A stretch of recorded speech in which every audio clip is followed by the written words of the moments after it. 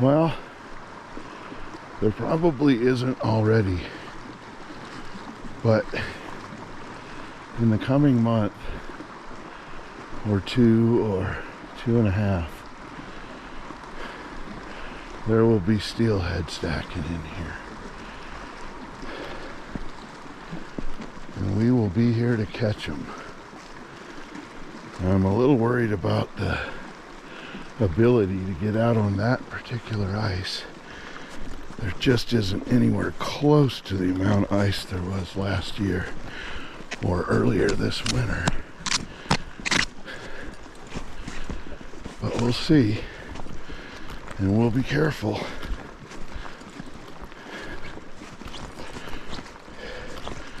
And I fully expect another cold snap or 2 before this winter's over. But I sure as hell am getting out here when things are as warm as they are. This is ridiculous for January. I'm loving it. So let's see what happens. All right, so what I'm going to work with today is one of my newest inventions. I call this either a build-a-jig or a component jig. In my box when I arrived, all I had was this powder coat painted white 1/8 ounce jig head. I had the 3 loose beads, and I had tied a separate tail using a couple of rubber bumpers so that I could essentially build the jig on site with the combination. I have 2 or 3 different colors of tails, 2 or 3 different colors of beads, and then I've got, of course, several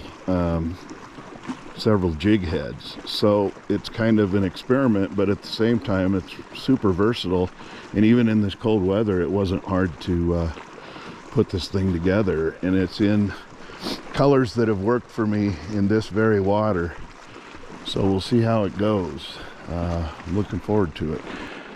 All right, so part of my thought process, again with my mad scientist ways, part of my thought process in making this build-a-jig or component jig was that I wanted to be able not just to have the versatility, but I wanted, let me put my rod down between my legs. What I wanted to be able to do was to add add some flash to this if I felt the need, given certain conditions or whatever. So here's what I did. I made it so that this can slide off the hook.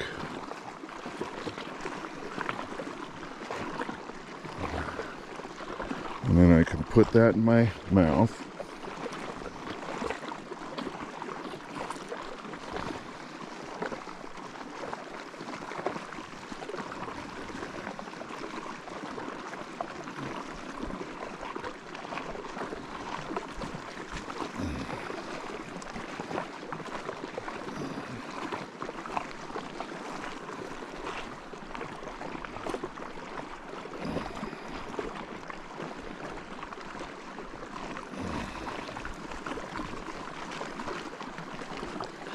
Okay, now I can put this back on.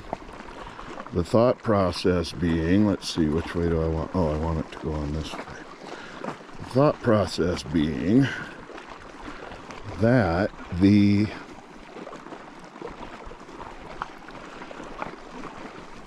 beads being loose on the shank of the hook like this. Oh, I went backwards. The beads being on the shank of the hook like this, if I rig this right, should almost be like ball bearings. Meaning that given the right presentation or the right delivery, that Colorado blade, all right, so if I slide that all back together, now I've got the same jig that I was fishing before. This can't slide up and down beyond the beads because I chose a size of split ring that is just exactly the same size or just a hair smaller than the beads themselves. But see, if I don't put that on too tight, these beads can freely spin, which is going to loosen, which is going to give this Colorado the ability to also spin and or tumble or whatever, and give it some flash underneath the jig. And part of the reason I thought of that idea was the fact that when we make a good dead drift bobber fishing with jigs, we want that float directly up and down. And when it gets down past you and you've free spooled a while and you're pretty much done, you know, you pretty much just reel in and make another cast. However, having a Colorado blade, albeit a small number 1 in this case, on the end, I can simply stop free spooling and let that thing swing across a little bit. And instead of just being a jig that is just kind of doing nothing across the current before I reel in, that Colorado blade should be making nice rotations.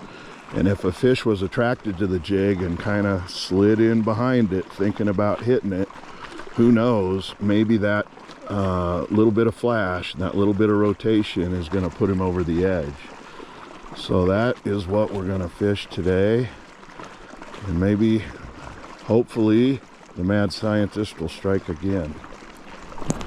All right, so early indications are favorable. I have had no tangles. I just brought a very beautiful cutthroat right up to the edge of the ice, but couldn't horse him over the edge. Holy cow, it is beautiful out. I think the high today was 40, and it makes me nervous standing on this ice, but it's going to take a while for this to truly melt away. But it was very cool because I watched my float come all the way down, and it was right here, right off of the ice shelf, when my float went down, and I set the hook and I saw him. It was a good 16 to 18 inch cutthroat.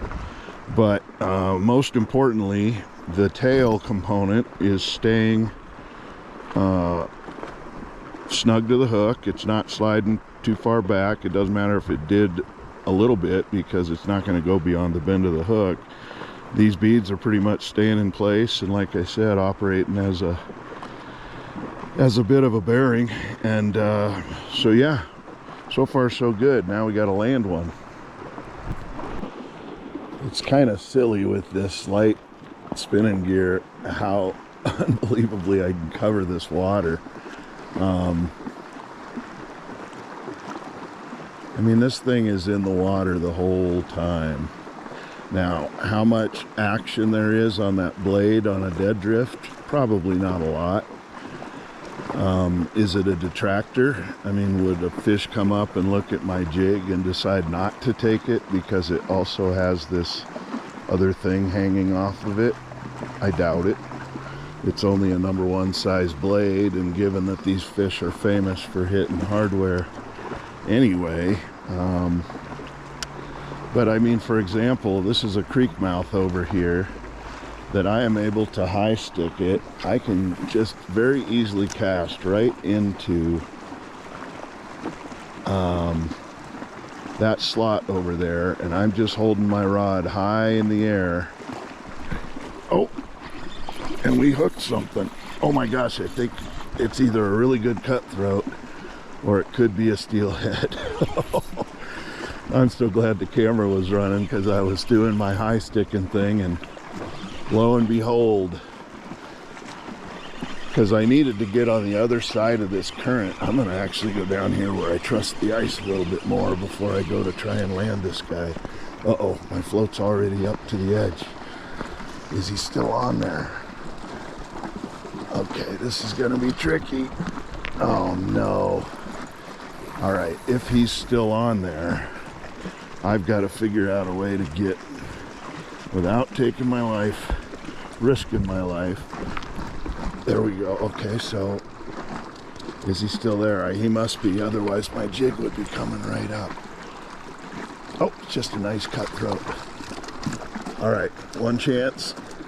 Get his head up, and here he comes. Like I said in a previous video, this is about as close to ice fishing as you'll ever get me. But there we go. We've got the component jig and a nice cutthroat. It's Mouth, piece of cake. Barbless comes right out. Oh, that was sweet. Awesome. And he swam away. But covering that water over there is like impossible. The ice shelf is actually helping me in that regard, because standing on at the top of the water level and high sticking, I can get a good dead drift through there. That's awesome.